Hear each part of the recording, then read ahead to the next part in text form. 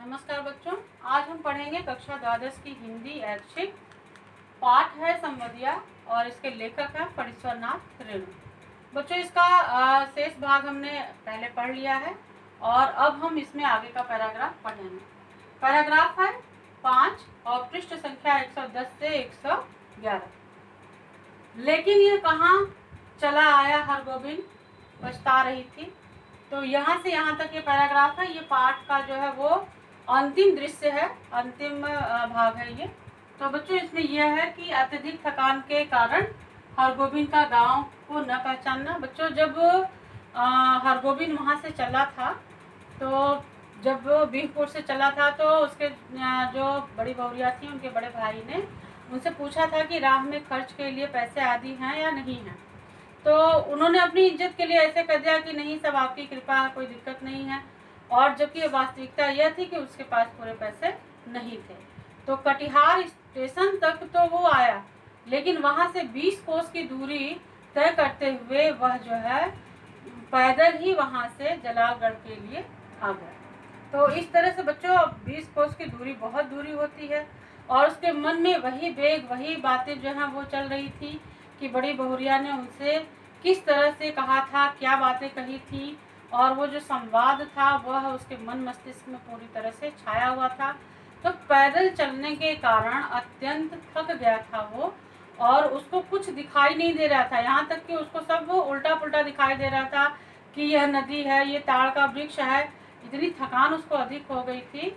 लेकिन उसको जब वो एकदम से आया जलालगढ़ में, तो उसे वहाँ स्टेशन का जो सिग्नल है वो दिखा।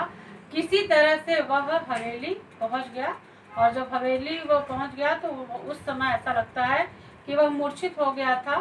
और उसके बाद जब कुछ समय बाद उसको बड़ी बहुरिया ने उठाया, तो वो उठा तो उसने देखा जमीन को छू करके कि अच्छा, वो वहाँ पर हवेली में बिस्तर पर है और बड़ी बहुरिया जो है वो उसके सामने बैठी हुई है।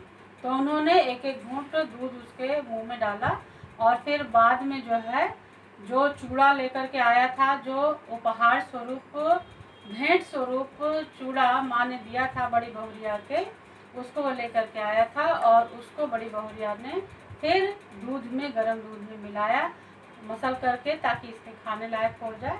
और फिर बाद में जो है बच्चों, उस अत्यंत शांत होने पर संवदिया द्वारा बड़ी बहुरिया को पहचानना, जब वो शांत हुआ तो बड़ी बहुरिया को वो पहचाना और बड़ी बहुरिया के सामने अपनी सारी बातें उसने बताई। बड़ी बहुरिया द्वारा हरगोविंद को दूध पिलाना, उन्होंने दूध पिलाया। हरगोविंद द्वारा अपने आप को बड़ी बहुरिया का बेटा तथा बहुरिया को माँ बतलाना।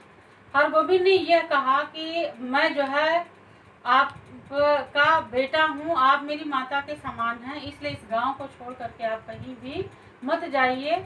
जो लोग मुझे निठल्ला, कामचोर, पेट्टू समझते हैं, मैं उनकी इस सोच को हटा दूंगा। मैं मेहनत करूंगा और मेहनत करके मैं आपका जो भी खर्च है वह वहन करूंगा, लेकिन आप यहाँ से इस गांव को छोड़ करके मत जाइए। तो इस तरह से वह अपने आप को जो है उनका बेटा बताता है और बड़ी बहुरिया को अपनी माता के समान मानता है। बड़ी बहुरिया द्वारा अपनी गलती पर पछताना। तो इस तरह से बच्चों, जो बड़ी बहुरिया थी, लास्ट में उनको अपनी गलती पर भी पछतावा होता है कि इतना संघर्ष करते हुए यहाँ तक जीवन जी लिया था, उन्होंने इस तरह का संदेश अपने मायके क्यों भेजा। और भेजा भी तो वहाँ से जब वापसी हुई तो एक अपनी इज्जत को बनाए रखने के लिए उसने क्या किया कि वहाँ से पैसा मांग सकता था कि हाँ, क्योंकि 5 रुपए लेकर के गया था, लेकर के भी क्या गया था, उसके पास जो अपने पैसे थे वही खर्च जो उसने किए थे। ये भी नहीं पता कि उसके पास कितने पैसे थे, लेकिन भाई के पूछने पर भी उसने मना कर दिया था, जिसकी वजह से वहाँ से उसको पैदल आना पड़ा।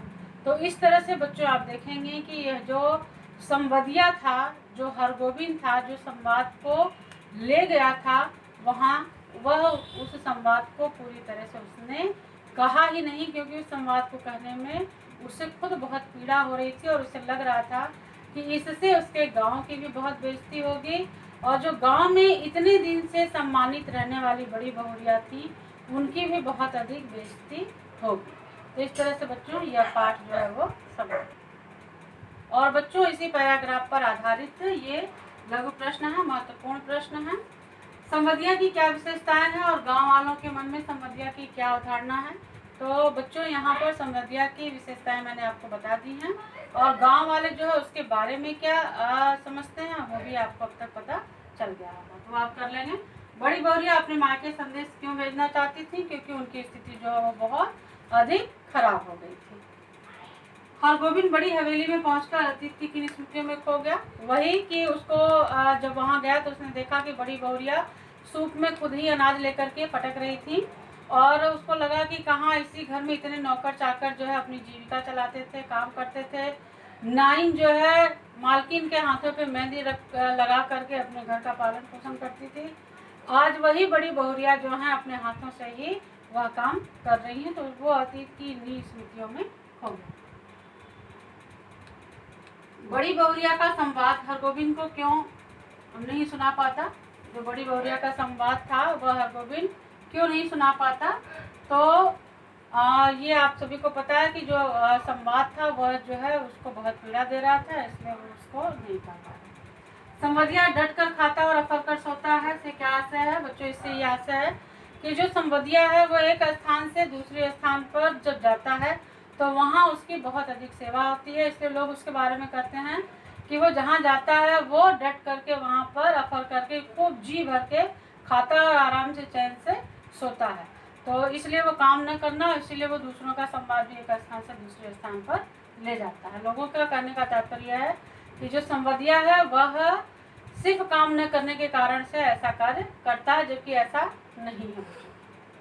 जलागढ़ पहुंचने के बाद बड़ी बहुरिया के सामने हरगोविंद ने क्या संकल्प लिया? यह संकल्प लिया बच्चों कि अब वो क्या करेगा, अब वो उनका बेटा बन करके रहेगा और अब जो है वो उनको किसी भी तरह की कोई तकलीफ नहीं होने देगा। तो इस तरह से बच्चों ये पाठ पूरा समाप्त हुआ। इन प्रश्नों के उत्तर आप अपनी कॉपी में लिखेंगे और अच्छे से याद करेंगे। धन्यवाद।